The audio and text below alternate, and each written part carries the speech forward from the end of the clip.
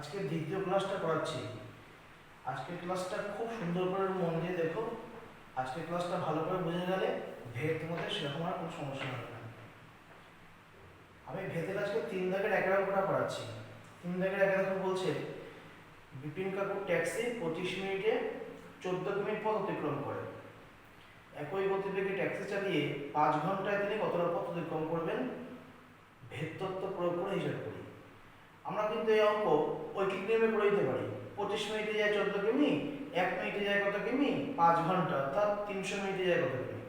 করলে কিন্তু উত্তর চলে আসবে। কিন্তু এই অঙ্কটাই আমাদের আজকে ভেদে করতে হবে। দেখো কি করে করতে হয় এই অঙ্ক, খুব সুন্দর করে বুঝবে কিন্তু।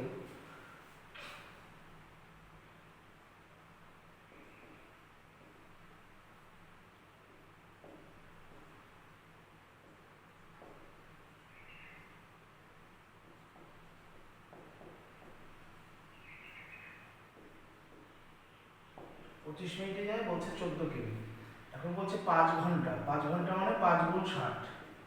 যেহেতু এটা মিনিট তাই এটাকেও মিনিটে নিয়ে গেল। 5 ঘন্টা মানে 5 × 300 মিনিট। 300 মিনিটে কতটা পথ যায় বার করতে হবে। এবার আমাদের এখানে সেই সমানুপাত ব্যস্তানুপাত সেটা বুঝতে হবে এখানে কোনটা কি হয়। যদি সমানুপাত হয় তবে সেটাকে আমরা বলবো সরল ভেদ, আর যদি ব্যস্তানুপাত হয় তাহলে আমরা সেটাকে বুঝবো ব্যস্ত ভেদ। ট্যাক্সিটা 25 মিনিটে যায় 14 কিমি। ট্যাক্সিটা 25 মিনিটে যায় 14 কিমি, তাহলে 300 মিনিটে আরো বেশি যাবে না কম যাবে? তাহলে 25 মিনিটে যায় 14 কিমি, 300 মিনিট সময় বেড়েছে, নিশ্চয়ই আরো বেশি যাবে। তাহলে 25 মিনিটে যাচ্ছে 14 কিমি, তাহলে 300 মিনিটে আরো বেশি পথ যাবে। তাহলে এখানে 25 থেকে 300 বাড়লো, এপাশেও বাড়লো। যদি দুপাশেই বাড়ে তাহলে হয় সমানুপাত, যদি এক পাশে বাড়ে আর এক পাশে কমে তখন হয় ব্যস্তানুপাত। তাহলে যেহেতু এটা সমানুপাত হয়েছে তাই সমানুপাত মানে কি এখানে লিখবো সরল ভেদ। কিভাবে লিখবো?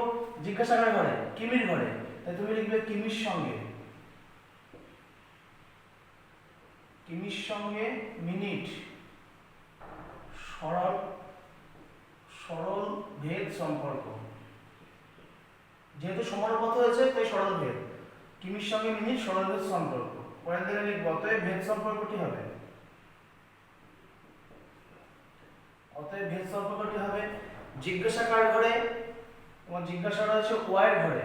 যেটার ঘরে জিজ্ঞাসা সেটা আগে লিখবে, যেটার ঘরে জিজ্ঞাসা সেটা আগে লিখবে। তাহলে ওয়াই এর ঘরে জিজ্ঞাসা, তাই আমি লিখলাম y variation, y variation x. যদি সরল ভেদ বলেছে তাই ওয়াই ভেরিয়েশন এক্স, যদি ব্যস্ত ভেদ হতো তাহলে আমি ওয়াই ভেরিয়েশন 1/x লিখতাম।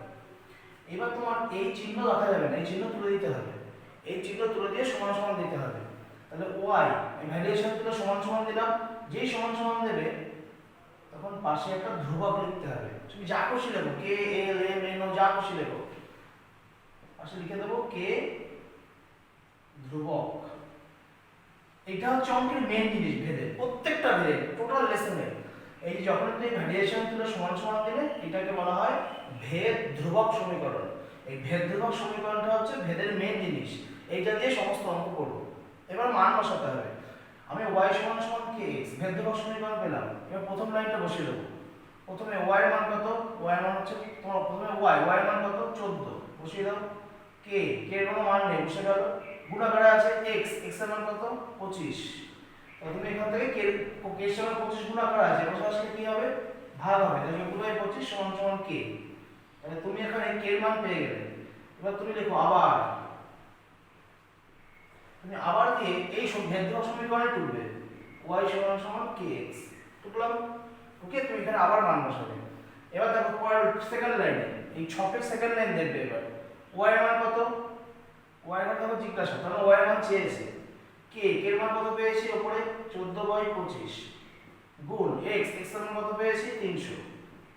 একেটা দাও 25 কে 25 আর 25 গুণ 50, তাহলে y কত হচ্ছে? 14/168। নিশ্চয়ই বুঝলাম। তাহলে আমার এখানে প্রথমে আমরা এখানে কি করেছি? এটা সরল ভেদ না ব্যস্ত ভেদ আগে বুঝলাম। মানে দেখলাম সরল ভেদ হয়েছে তাই লিখলাম ভেদ সম্পর্কটি হবে y ভ্যারিয়েশন x। এবার এই তোমার চিহ্ন তুলে দিতে হবে, ভ্যারিয়েশন চিহ্ন তুলে দিয়ে সমান সমান দিলাম, সমান সমান দিয়ে এখানে ধ্রুবক লিখতে হবে। তাই কি এর ধ্রুবক ধরেছি, ধরে এবার আমি মান বসাবো। প্রথমে আমি y এর মান কত বলেছে? 14, y এর ঘরে 14 দিলাম। x এর মান কত? 25। বসে আমরা k এর মান বার করেছি সমাধান করে। আবার লিখে আমি আবার সেই সমীকরণটাকে টুকেছি। ঢোকার পরে এবার সেকেন্ড লাইনে মান বসিয়েছি, y এর মান এখানে নেই, তাহলে y বার করতে হবে। k এর মান, এই যে k এর মান এখানে পেয়েছি, বসিয়ে দিলাম, আর x এর মান 300 এখানে আছে, বসে কাটাকাটি করেছি, পেয়ে গেছি অ্যান্সার। নিশ্চয়ই সবাই বুঝতে পেরেছো? এবার আমরা 3 দাগে 2 3 একই অঙ্ক, তবু আমি 3 এরটা একটু করে দিচ্ছি।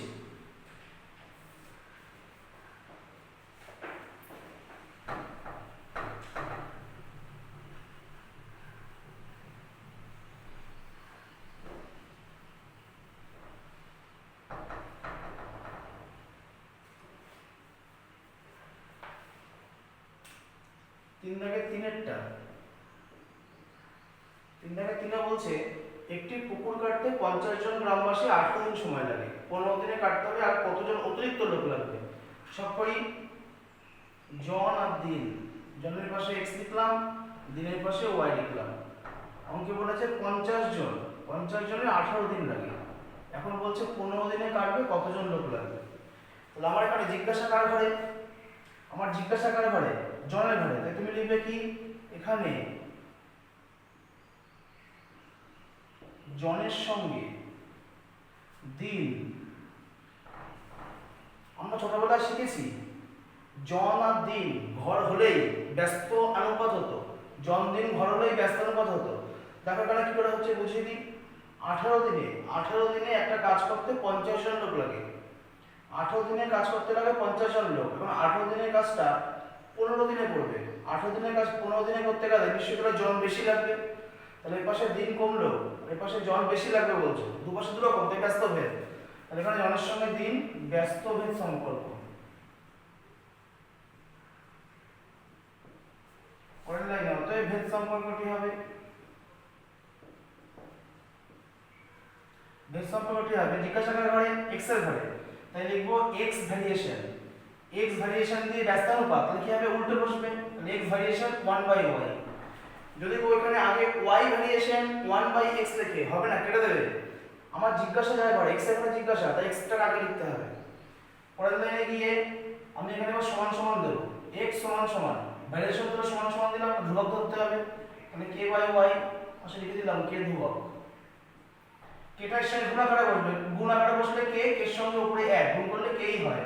ভেদক সমীকরণ পেয়ে গেছি, এবার মান বসাবো। আমি প্রথম লাইনে কি আছে, x এর মান 50, k y এর মান 18, তাহলে তোমার কত হচ্ছে, k এর মান বর্গগুণ করলে 50 গুণ 18, আমি গুণ করলাম না, গুণ আকারে রেখে দিলাম। আবার লিখে ভেদক সমীকরণ করব, x সমান সমান k/y, এবার মান বসাবো। x এর মান কত হবে সেকেন্ড লাইনে, x এর মান নেই, x বসে গেল। k এর মান কত, k এর মান যে পেয়েছি 50 গুণ 18 বাই y, y এর মান কত আছে সেকেন্ড লাইনে 15, তাহলে 5 দিয়ে 3 × 15, 5 × 50, 3 দিয়ে 3 × 6 18, তাহলে x কত হচ্ছে 60। তোমাকে অঙ্কের উত্তর চেয়েছিল আর কতজন অতিরিক্ত লোক লাগবে, তাহলে আমার এখানে 50 জন ছিল, উত্তর দেখতে পাচ্ছি এখন লোক লাগবে 60 জন, তাহলে অতিরিক্ত কতজন লাগবে, এই 60 থেকে 50 বিয়োগ দিয়ে দেবে, তাহলে 60 থেকে 50 বিয়োগ দিলে অতিরিক্ত লোক লাগবে 10 জন। নিচে লিখে দেবে কি অতিরিক্ত লোক লাগবে 60 বিয়োগ 50 10 জন। ওটা বুঝতে পারলাম। এবার আমরা 3 সংখ্যাটা খুব ভেদ কি করে করতে হয়।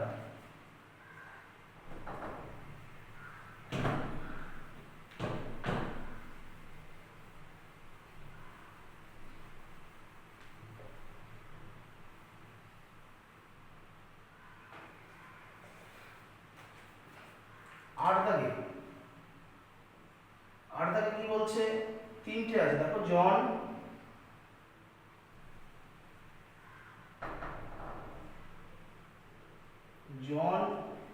দিন আর বিঘা। জনে x, দিনে y, বিঘায় z ধরলাম। তোমাকে বলছে 15 জন 5 দিনে 18 বিঘা জমি চাষ করে। এখন বলছে 10 জন 12 বিঘা জমি চাষ করবে, কতদিন লাগবে? জিজ্ঞাসা ঘরে দিনের ঘরে, তাহলে কি লিখবো এখানে দিনের সঙ্গে জন,